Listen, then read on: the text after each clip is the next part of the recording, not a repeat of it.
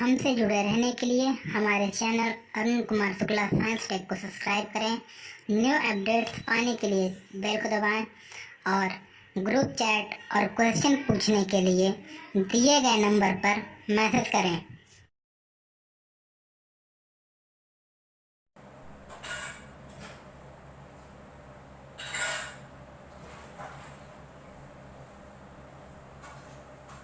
बच्चों, आज हम लोग चर्चा करेंगे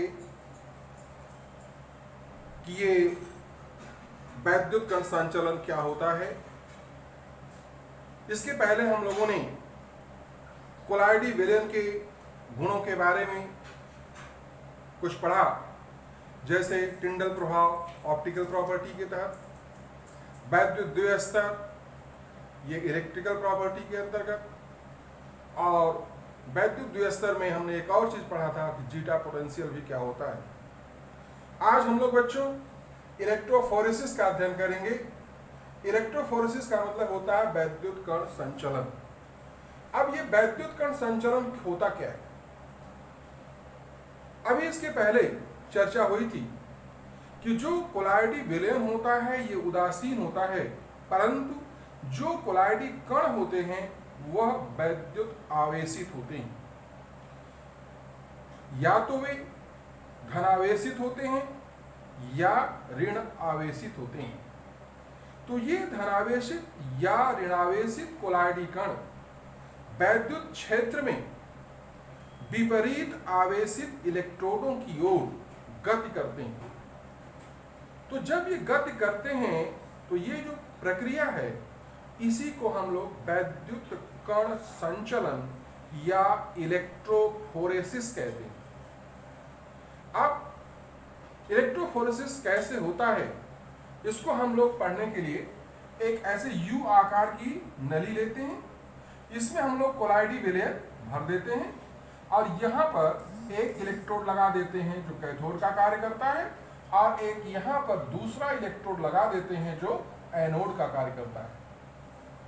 अब यहाँ पर बच्चों जो कोलाइडी विलयन लिया गया है ये इसके जो कण हैं वो ऋण आवेशित है, यानी इस कोलाइडी विलयन के जो समस्त कण हैं वो ऋण आवेशित कोलाइडी कण हैं। तो अगर यहाँ पर वैद्युत धारा हम लोग प्रवाहित करेंगे, वैद्युत क्षेत्र यहाँ लगाएंगे, इलेक्ट्रिक फील्ड, तो क्या होगा? ये ऋण आवेशित कोलाइडी कण एनोड की ओर गति करने लगते हैं। जैसे कि यहाँ देख रहे हैं, यहाँ तीर लगा हुआ है, ये सभी कोलाइडी कण किधर गति करने लगे?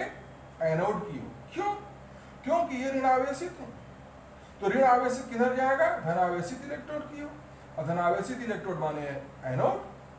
अब यहाँ पर आकर के ये कोलाइडी कण निरावेशित हो जाते हैं, उदासीन हो जाते हैं, और जैसे ही ये उदासीन होते हैं ये अवक्षेपित हो जाते हैं, अस्कंदित हो जाते हैं, कोआगुलेट हो जाते हैं और झुंड बना लेते हैं, यानी फ्लाकुलेट हो जाते हैं, फ्लाकुलेट हो जाते हैं। तो बच्चों जैसे कि हमने पहले बताया था कि ये जो कोलाइडी कणों पर आवेश होता है इनके स्थायित्व के लिए उत्तरदायी है, लेकिन यहां तो क्या हो रहा है? ये तो निरावेशित हो गए, निरावेशित होने के बाद अस्कंदित हो गए, कोआगुलेट हो गए, फ्लाकुलेट हो गए, तो इनका नेचर क्या हुआ? बिगड़ गया, नष्ट हो गया। इनका अस्थायित्व क्या हुआ? ये अस्थायित्व भी नष्ट हो गया, यानी ये अपने प्रकृति को, ये कोलाइडी विलयन खो दिया।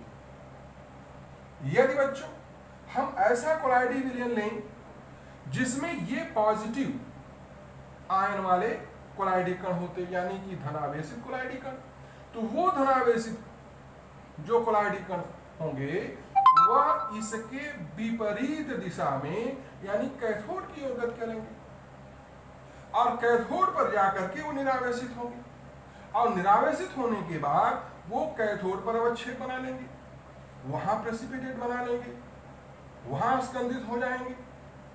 तो इस प्रकार से ये आवेशित कोलाइडी कण विपरीत आवेशित इलेक्ट्रोडों की ओर गति करते हैं। लेकिन अब प्रश्न ये है कि आवेश दो प्रकार के हैं। तो जो कॉमन है वो तो इलेक्ट्रोफोरेसिस है, लेकिन बच्चों जब धनावेशित कोलाइडी कण विपरीत आवेशित इलेक्ट्रोड की ओर गति करेगा तो उसको बोलेंगे कैटाफोरेसिस या धन कण संचलन। और जब ऋण आवेशित कोलाइडी कण अपने से विपरीत आवेशित इलेक्ट्रोड की ओर गति करेगा तब उसे बोलेंगे एनाफोरेसिस या ऋण कण संचलन। तो इस तरह से जब कोलाइडी कण गति करते हैं तो कॉमन वर्ड है इलेक्ट्रोफोरेसिस या वैद्युत कण संचलन। लेकिन बच्चों जब हम लोग स्पेसिफिक कर देते हैं, विशिष्टीकृत कर देते हैं कि अगर धनावेशित कोलाइडी कण गति कर रहा हो तब उसको बोलेंगे कैटाफोरेसिस, और जब ऋणावेशित कोलाइडी कण गति कर रहा हो तब उसे क्या बोलेंगे, एनाफोरेसिस। और इस प्रकार से ये कोलाइडी कण विपरीत आवेशित इलेक्ट्रोडों पर जाकर के अवक्षेपित हो जाते हैं, अपने प्रकृति को नष्ट कर देते हैं। धन्यवाद।